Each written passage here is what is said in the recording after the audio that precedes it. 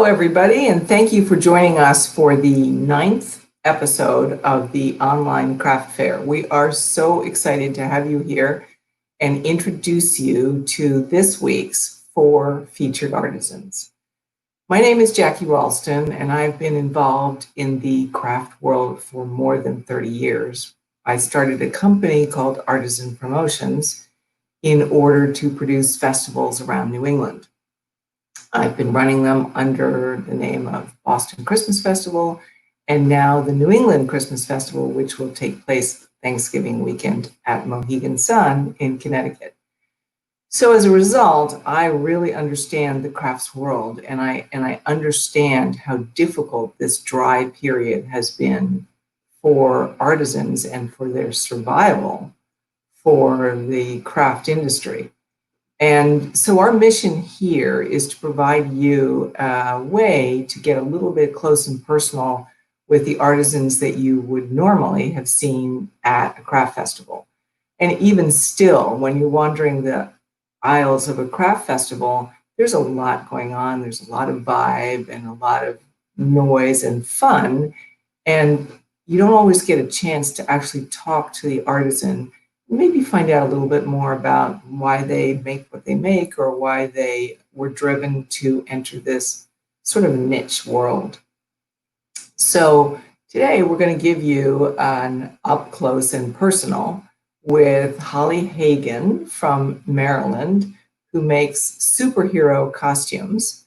And then we're going to spend some time with Cristy Bergeron, who does a spa style skincare line. And then we're going to talk to Nancy Sathre-Vogel in Idaho about her very interesting jewelry. She's got a sort of a mix that's worldly and different, and you're going to enjoy seeing it. And then finally, we're going to talk to Dan Merson about his wonderful dog harnesses. So that's the lineup. Looking forward to having you join me. We're going to take a little digital flight to Maryland and hook up with Holly. Hello there, Holly. How are you? I'm fine. How about you? Good, good. So nice to have you with us today. Thanks for having me. You have created this product, which you're going to tell us about, but what I love about it is that you have tapped into how parents can get their kids off of devices. This is something that today everybody struggles with. And not only have you got them off devices, but you've engaged them physically and mentally. Their imagination is going great guns and they're running all over the place. So tell us about your product. Sure. So I make superhero capes that are personalized for each individual child. And the whole concept is kids don't need to be Batman or Wonder Woman among thousands and thousands of other kids. They themselves can find their own inner hero strengths. And what we do, it's a family business. My husband helps me, my kids help me, and I make high quality personalized superhero capes. There's an example here in the background of one. So let's say your name is Bob or Bruce, then you'd have a B on it, and then you yourself become Super Bruce. Our whole concept is that we really want to develop a child's self-esteem and feel good about who they are as an individual, kind of ignite their imagination. It's a chance for them to become their own master of open play and really orchestrate a whole imaginary scene where they can be the hero of their story. And I think we need, a lot of positive energy, especially nowadays, as far as kids feeling good about themselves and ways to entertain themselves. Yeah. So you have, James, I believe that Holly's got a video that would be nice to play. Is that right? Did you? Yeah, there we go. Okay, so this is a video. It's just a couple minutes long, and it'll give you some snapshots of the wonderful images of kids, all ages. I'm a firm believer that superhero capes are not just for boys, but boys and girls. I would say the prime age period for this, where you're going to get years and years of use out of these, are going to be from age 3 to 7. I have people buying them for younger kids, and then I even have adults buying them. Each one's handmade. I use bridal quality satin. This was where I got the idea originally 10 years ago when I started Creative Capes, and my nephew Max came for a visit, and I realized the empowerment a cape can give a little one. So I do a whole array of all different vivid colors that they can choose from, in addition to being personalized with their initial on there, and then an array of accessories from the eye mask, wrist cuffs, belt, superhero shield. So kids are able to really customize what their vision of their own superhero is. And I know that something that we had talked about before, Jackie, is, how do you get kids to make that transition when they're in the mindset of superheroes or Superman, literally. And kids are pretty quick to make that transition. And then we also have colors that resemble things that they think of when they think of Superman or Wonder Woman, so they can make that leap pretty quick. Let's go to your shop so that we can see the different colors of the capes that you've got to offer, because there's a great selection there. So I think we're gonna flip right over there.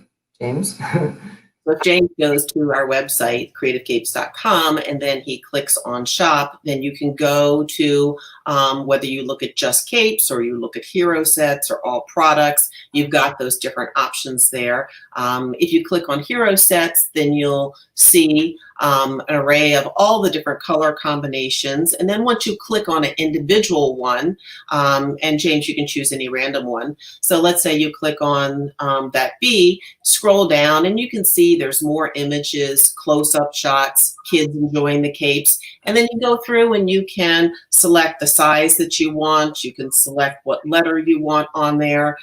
If there's additional accessories, there are some accessories that you can choose what size you would like to have on there.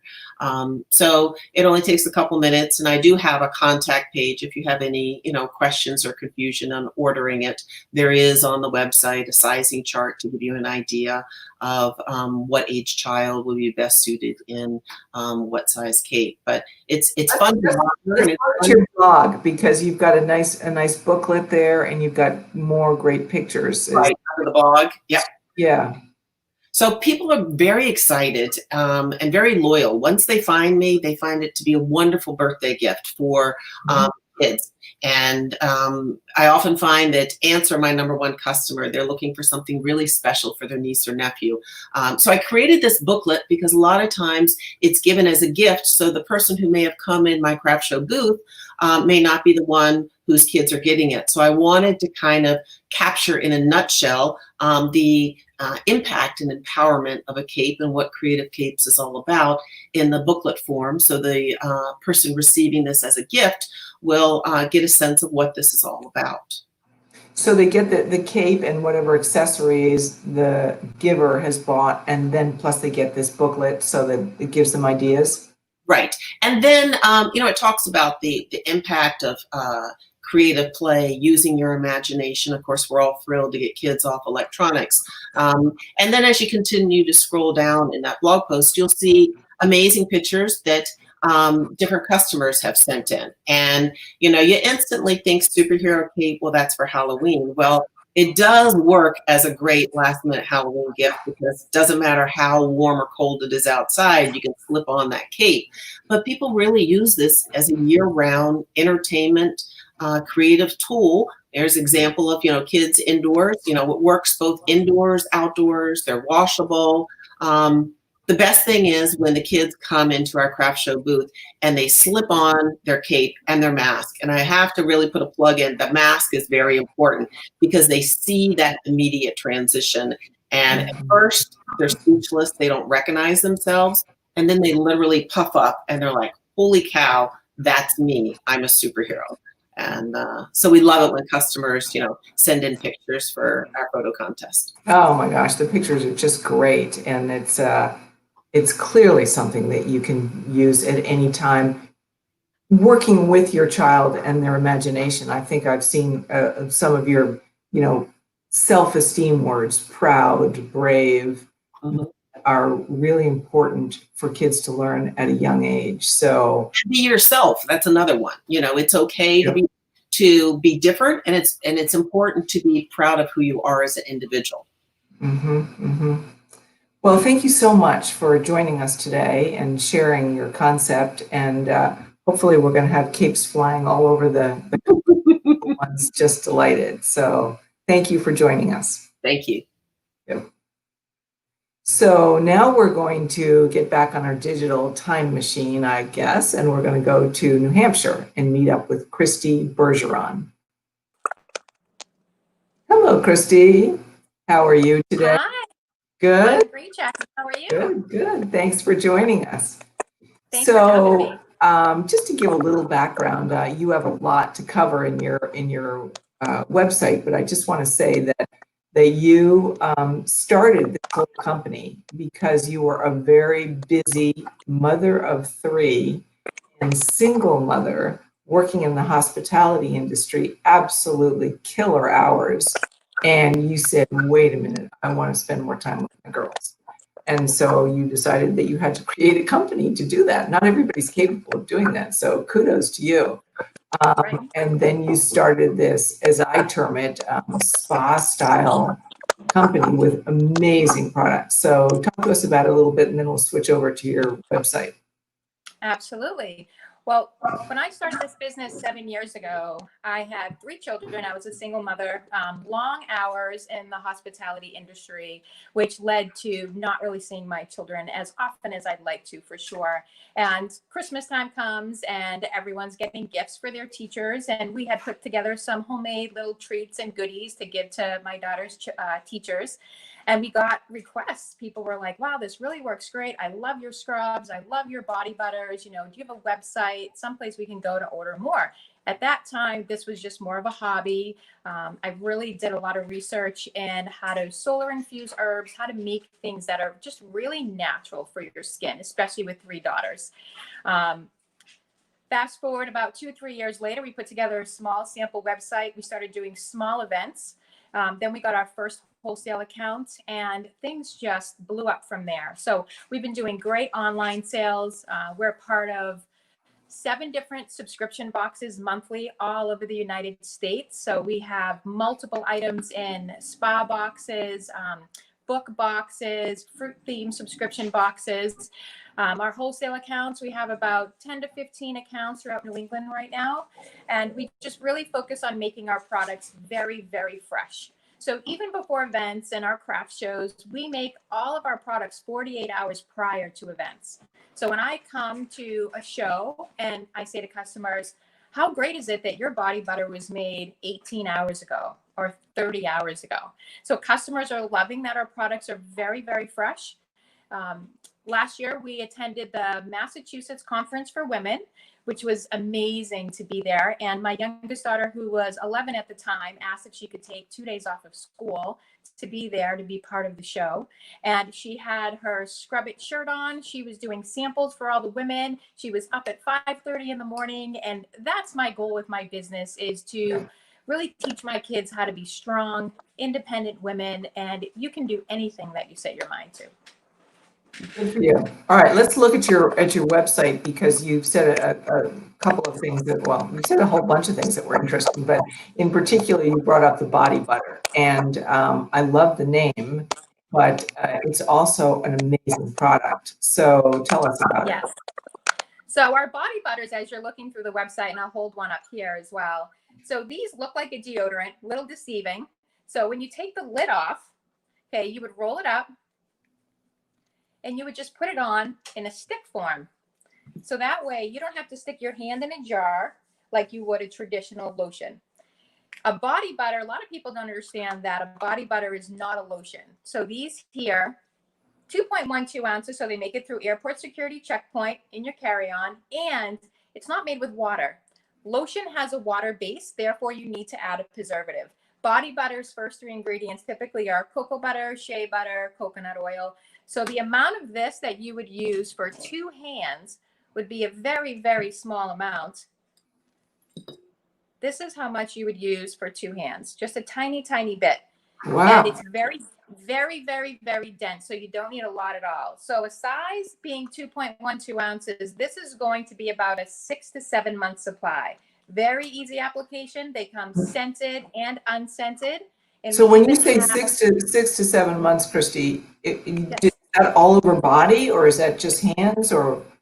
This is an all over body butter. So this can be used everywhere. We do have another one that is a little bit more specific for your feet. So same concept, except this is 2 ounces. This is an antifungal blend. So it's lavender, orange, and mint essential oils.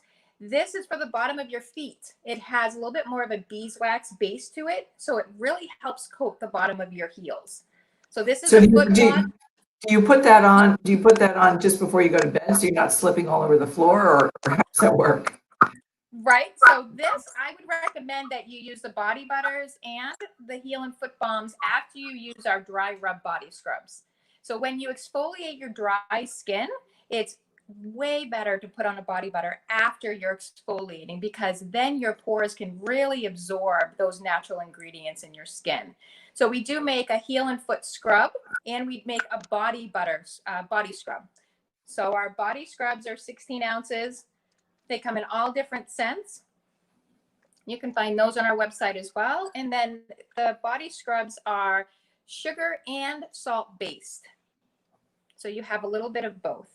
And you mentioned when we were chatting earlier that the scrubs, one of the things that you said that I love is that when you put your hand in there and you're in the shower trying to get the scrub, you're not hitting a whole layer of oil on the top. It's all in there and it doesn't separate. Absolutely. So the scrub itself is a very dry consistency. So if you've ever used a traditional scrub before and you open the lid, usually the oil floats on the top. So by the time you scoop it out of the jar, all that oil is on the bottom of your shower, very, very slippery. These are very dry consistency. So you don't have that greasy, oily feel, but you're still exfoliating and moisturizing at the same time. So let's talk about your lip balm, because I know that's a product that you're very excited about. Yes, absolutely. So I actually make these containers myself. So you can see them up on the website. These are them here as well. So they have the washi tape. We have the little flower in the middle, and they're end to end. So you have your lip scrub on one end, and then you flip it over and you have your lip balm on the other. So you simply take the lid off the lip scrub. So you have a lip scrub, take your finger, scrub your lips, and then you can lick it off. It's a natural lip flavoring. And then you flip the bottom over and you have your natural lip balm. You just take a little, put it on your lips. And then instead of looking for 2 things in your purse, you have 1 product, but it's double-sided. So I have to say to our viewers, isn't that clever? That's a good job. That's a great product. And we're actually beginning to run out of time. And there are 2 particular products that I really want you to talk about before we do. Yes. And one of them is the shower steamer. Yes. So the shower steamers, for those of you that have used a bath bomb, a shower steamer is very similar, except it's for the shower. These are large tablets. So this here is our lavender and chamomile shower steamer. So it goes on the bottom of the shower, in the middle of the shower floor, and then the hot water activates it to steam and fizz, and you get that natural aroma from the shower steamers. There's no oil or greasy feel, so there's no oil on the bottom of your shower. These last about 6 to 7 minutes. Awesome, great. And then the mask, I mean, let me just say a lot of products, so people really need to spend time on your website, but tell us about the mask refresher spray, because that's very timely. Absolutely. So we have face masks, so you guys can go on the website and check those out. But the mask refresher spray is an essential oil blend. So this is cinnamon, clove, lemon, peppermint, and orange. So what you would do on the outside of your mask is you would just do 3 squirts, and then you would let your mask sit for 2 to 4 hours. You're not going to spray the inside of your mask. There's a 10% isopropyl alcohol base to the mask refresher sprays, and it just gives it a nice little refresh. It's all natural. There is no perfume, no fragrance oil in there at all. It's all essential oil based, and we very carefully selected the oils that are good for respiratory health as well. There are no medical claims in here. It does not necessarily sanitize your mask. It's just more of a natural refresher, and you just simply wash your mask at the end of the day with soap and water. But for those teachers going back to school where you're required to bring a change of masks, these are just a great way to freshen up your masks when you have to change them out and you can't wash them. Or when you're at a show. all the exhibitors who are going to be doing shows. There they go. They can refresh during the day. Cristy, thank you so much for joining us, and I wish you all the best luck. And hopefully we'll all see each other in the fall. Absolutely. Thank you so much, Jackie. Take care. You're welcome. Take care. Okay, so now we actually have a long flight in the time machine, which we're going to do in a matter of seconds to go see Nancy Sathre-Vogel, who lives in Boise, Idaho. So, hi there. How are you? I'm doing great. Thanks for having me on. Good. Delighted to have you on. So, as an introduction, I just wanted to say that you are a jeweler and you have been influenced by the places that you have lived, and they happen to have been very sort of exotic and material rich, I guess is the phrase I'm looking for, places. So Egypt, Ethiopia, Taiwan, Malaysia, you've lived in all of those places. And because you're a jeweler, you had a keen eye for what were the local materials and what were the little antique pieces that you could buy and take away and ultimately put into your jewelry. But then you moved back to the US, and that sort of challenged you to come up with a different line of jewelry, which we're going to see when we look at your website. But then you sort of moved into metal, to brass and copper, and etching on those. So now I've laid the foundation. Tell us about your work. Yeah, so as you mentioned, I've lived all over the world and traveled extensively. I've been doing jewelry for about 30 years, and so as I would go places, I just naturally gravitated toward the local personal adornment, and as you mentioned, other little antique type pieces that I could throw into my jewelry. Nothing is off the table. But as I look back over my pieces from the last 30 years, it is striking to me how that varied through those years. Now, I've only been doing this commercially for about 8 years. Prior to that, I just kind of made things for me and for friends. But yeah, as I pulled out things from all of these different places I lived, they were very different. But then I started to see so many consistencies in my style as well. And that's kind of been interesting. So yeah, as you mentioned, my most recent challenge that I've given myself, can you zoom in to that one on the right, the top row, that one right there.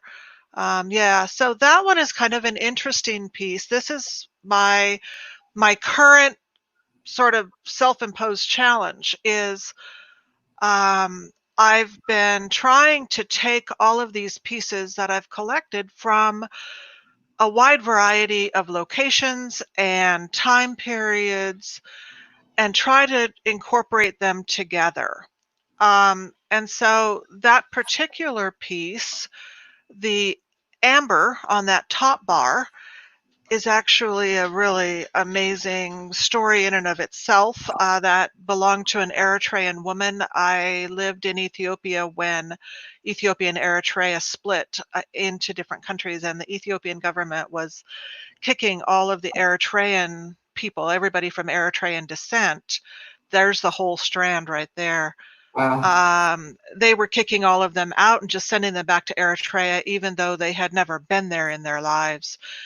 And so this woman decided she needed money more than the amber, so she sold the amber to a shopkeeper, and then the shopkeeper sold it to me. And all of these years I've held on to that, and I finally decided it was time, now that my own country is doing the same thing of deporting people to countries they don't know. I decided it was time now to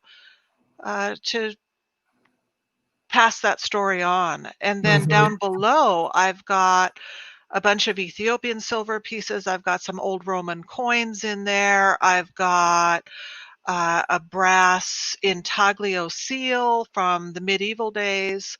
So yeah, my challenge now has been to try to put all of these different places and time periods together, which has been a real challenge for me.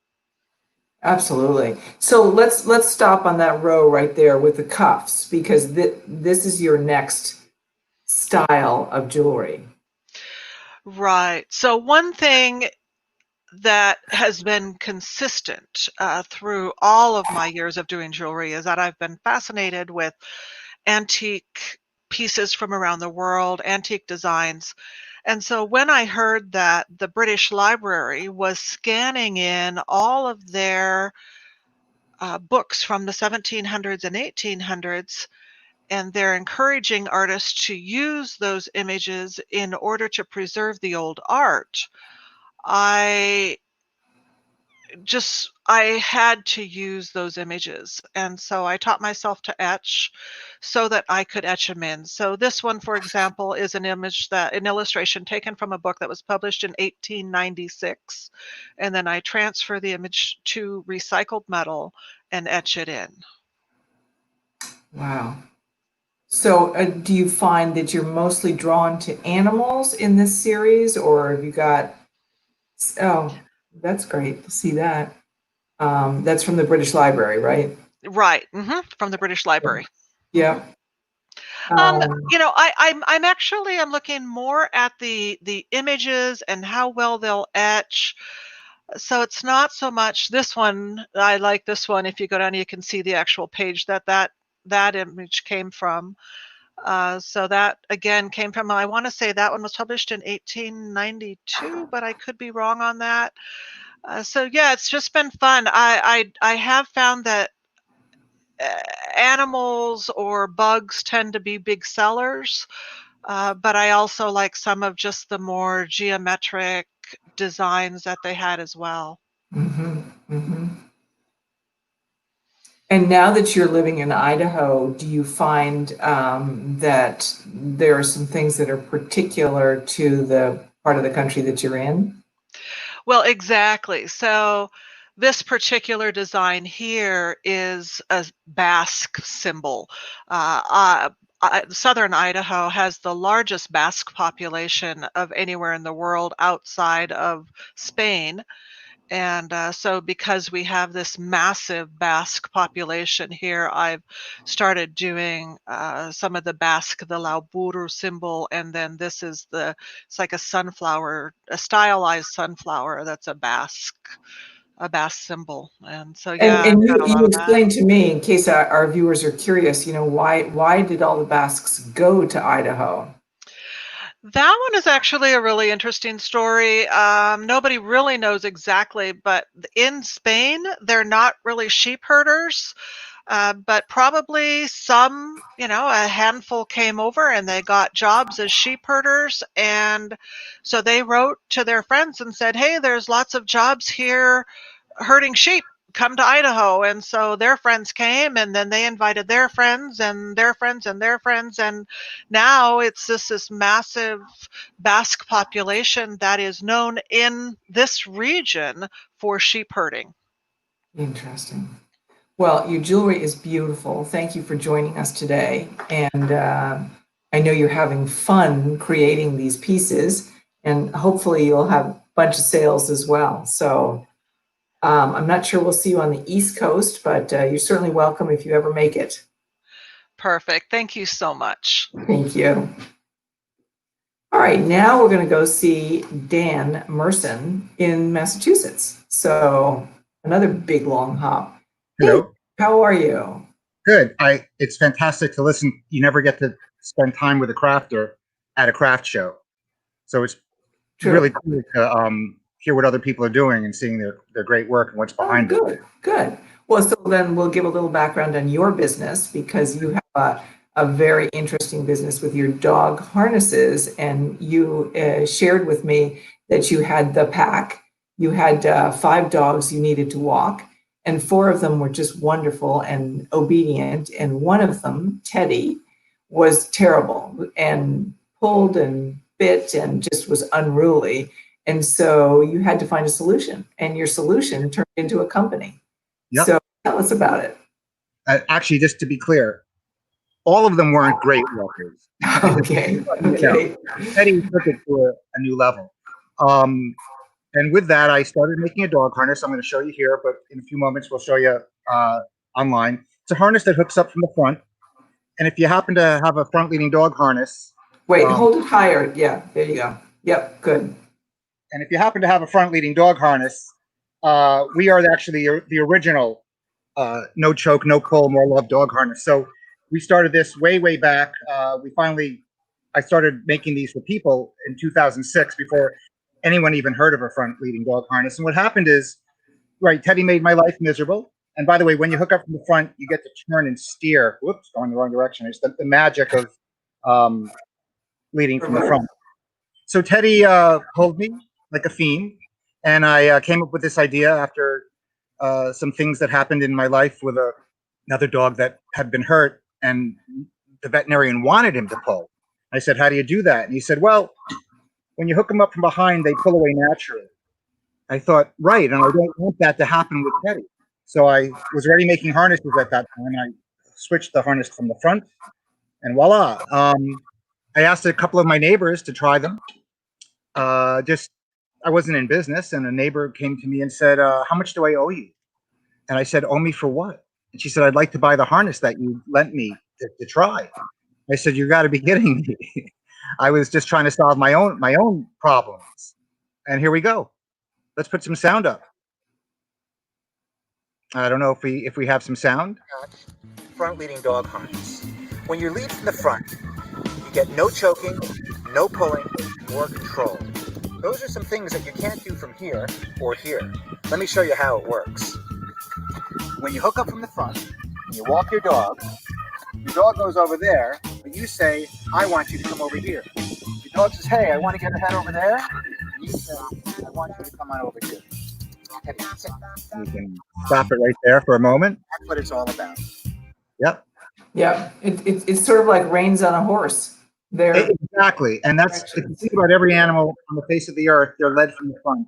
A horse, a cow, a camel, a donkey, a mule. Moms will grab you by the nose. Grabbing someone from the chest is a great wrestling move. So being at the front of the dog will allow you the ability to control. Hey, Mike, if you want to go and bring us to the page that says why no choke up in the top navigation bar. I do want to take just one quick moment, and you can just sort of zoom in on Bella there.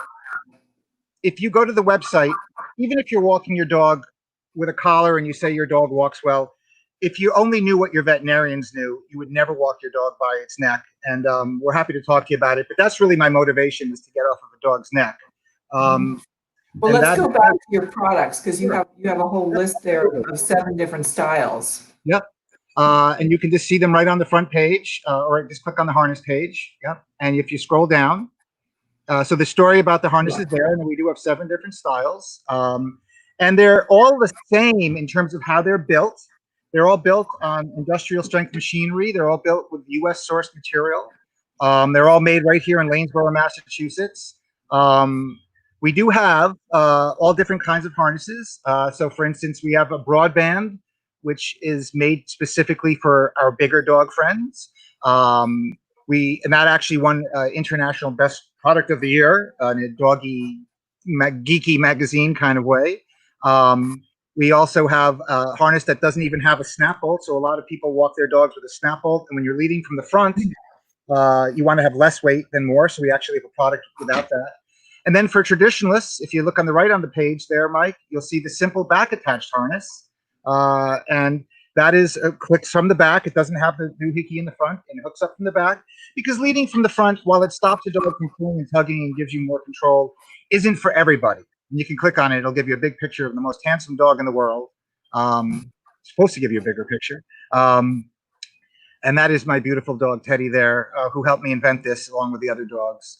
And Teddy, he gave us 17 years, and he was the reason I get to eat, because of a problem I had with one dog. I apparently have helped hundreds of thousands of dogs throughout the country. So that's pretty great.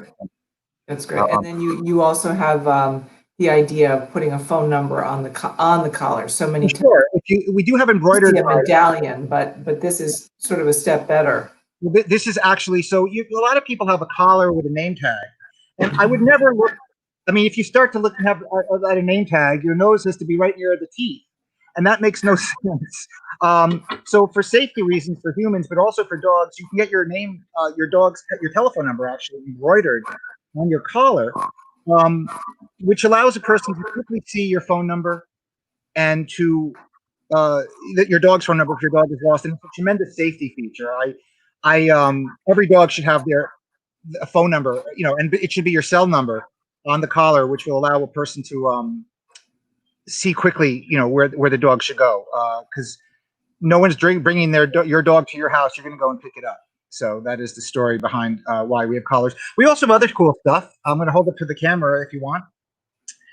We have things like our Ounce of Prevention, which is our tick preventative that also prevents fleas. It has the only thing, whoops, going in the wrong direction. The Consumer Reports, the main ingredient in this, the Consumer Reports says is equal to DEET, but it's made of organic oils, which is pretty cool.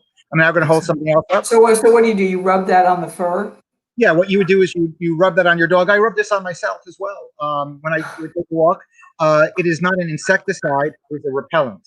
So just to be clear, we also do use the crazy chemicals on our dog because ticks are nothing to scoff at. Yeah. We also make cool things with our embroidery. We will make hats. We have all kinds of hats that say "Doggy Mama." This is the famous Cleveland, Robert Cleveland thing that we stole for dogs. And you can get these kind of things to be used as giveaways for your shelter or rescue in exchange for funding. So we have a huge fundraising portion of what we do that allows all of our products, including things like these hats, to there's a Walk Your Dog with Love hat. How does my hair look today?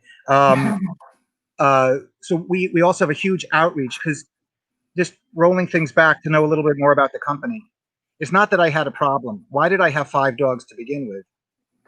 All of my dogs are rescues. I also had 5 cats at the same time. You know what, Dan? We are actually out of time. I'm afraid I'm going to have to cut that story, and people are going to have to email you to hear the story. Dog at walkyourdogwithlove.com with questions. Thank you so much. I appreciate you being here. All right, take care. So we hope you enjoyed today's show. Weren't these products just wonderful? And in case we went by too fast, because that's the way I feel, you can see this video and the previous 8 episodes that we've done by going to newenglandchristmasfestival.com. They're all there. You can take your time. We have so many wonderful artisans who have participated and more to come. So what we need from you is your help to get the word out of how to support these artisans. It makes the world much more interesting if we can keep them viable. So please, I see the kids doing this. Please subscribe down below. And if you're on social media, like us. And if you have friends in your database who don't know about the show, please send the information so that we can grow and help artisans to be there when shows come back again.